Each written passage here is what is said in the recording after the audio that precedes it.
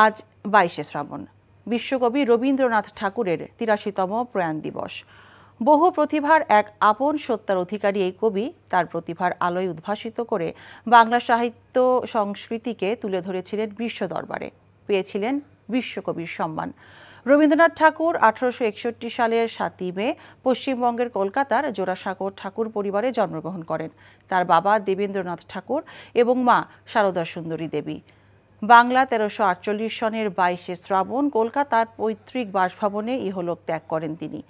একাধারে কবি, ঔপন্যাসিক, গল্পকার, নাট্যকার, সঙ্গীতজ্ঞ, প্রাবন্ধিক, দার্শনিক, ভাষাবিদ ও চিত্রশিল্পী রবীন্দ্রনাথ ঠাকুর।